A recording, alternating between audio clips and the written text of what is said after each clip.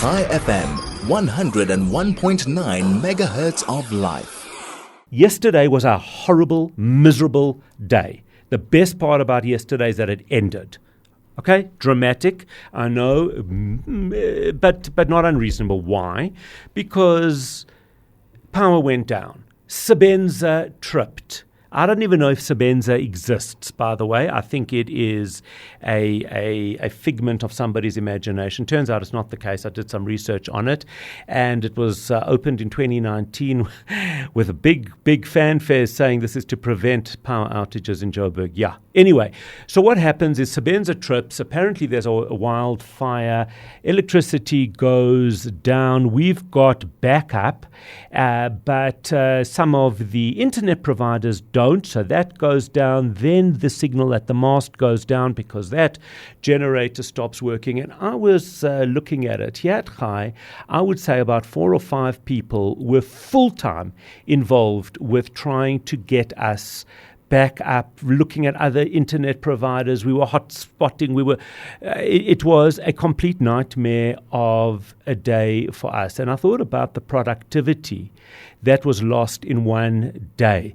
And if that was happening with us, it must have been happening virtually at every organization across Johannesburg. And then we get these notes that say City Power's on their way to check what has tripped there. City Power could put a full-time team there waiting for them to switch back up that thing, and it would still be worthwhile. What on earth is going on in Joburg, and is there a way to fix it? Because really, it isn't looking pretty. Joining us this morning is Helen Zille. We wanted to chat to her. We wanted to speak to her about the way forward, how her campaign is going, and what she is seeing out there. Yesterday must have been a fairly interesting day for her. Helen Zille, a very, very good morning. Thank you for joining us. I hope you are well. Hi, Howard. I'm fine, thank you. I'm without electricity today, so that's how it goes. I mean, I know it's a rant, and I've been actually ranting the whole morning because it is so bizarre that we spend a day functioning at -5 in order just to get back to zero so that we can live our normal day. We are functioning at a negative constantly. Yes, absolutely. And that's the consequence of bad government. You know, people say to me often, well, I'm not interested in politics. I don't do politics. And I say, listen, politics is doing you. Why do you think you had a day like that yesterday? A day like that yesterday is a consequence that for the past 30 years, the majority of residents in Joburg have chosen for their city to fail. They might not have done that consciously.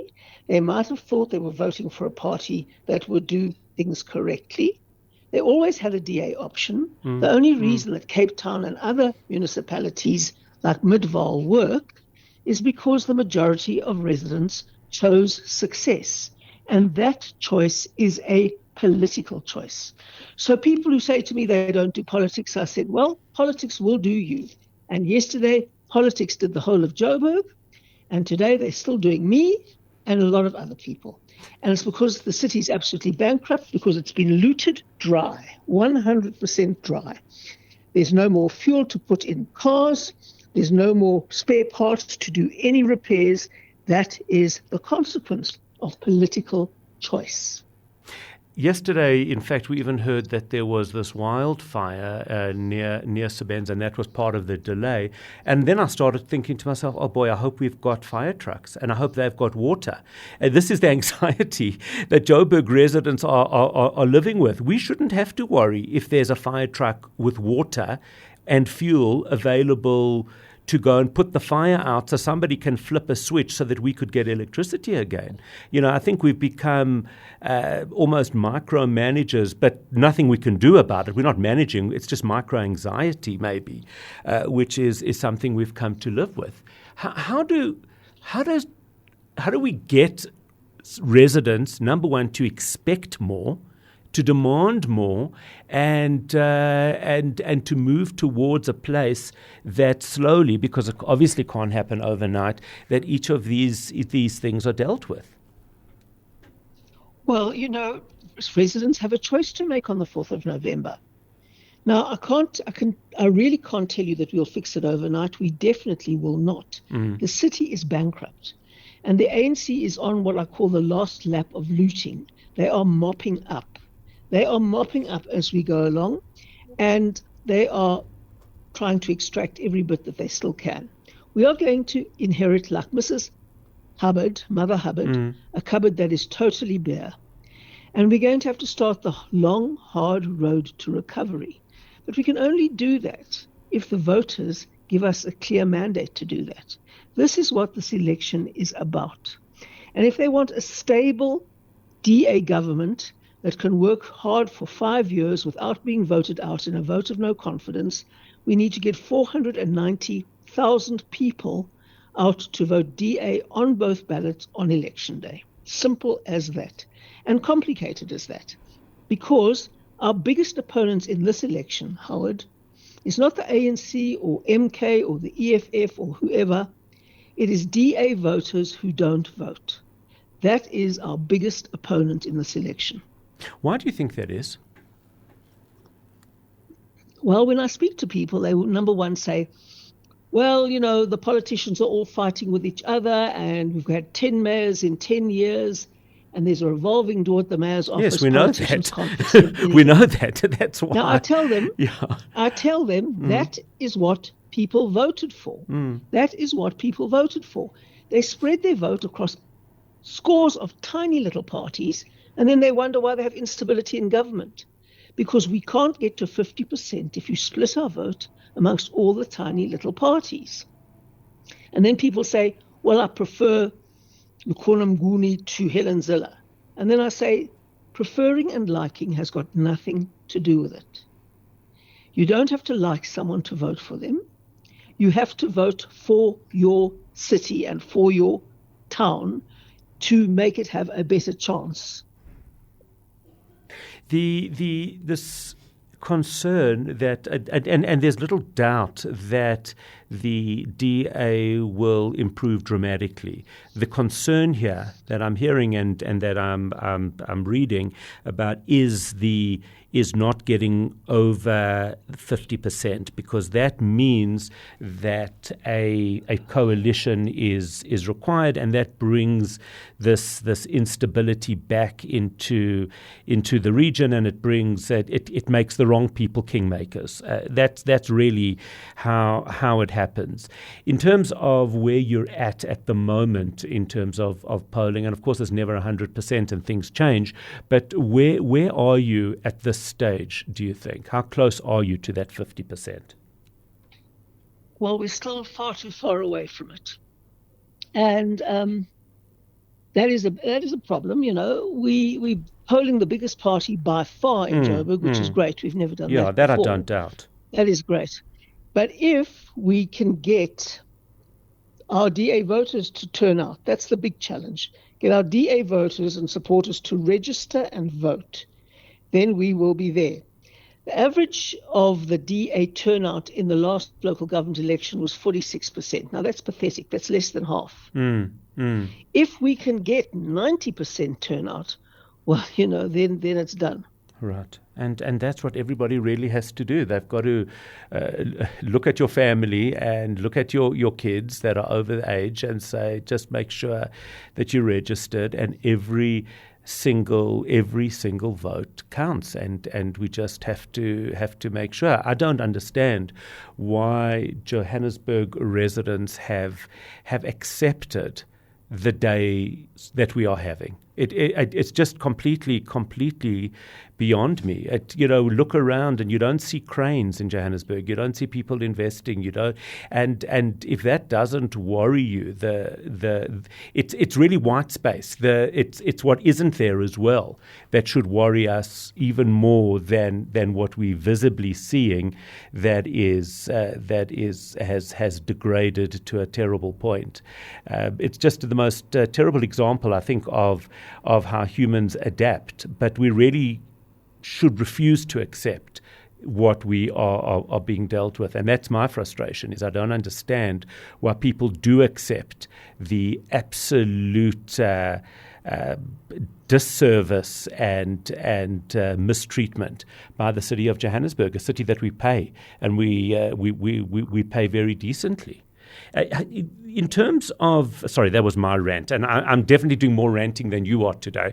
So, so you've caught me on a day, or I've caught you on my day. But what about how, let's assume and hope that it goes really, really well, and you get the majority that is required. How do you deal with the pushback that will naturally come your way as you start to tighten up, demand a higher standard of service delivery? Because nobody likes that. Nobody likes change, and nobody likes being told that they now have to get in line.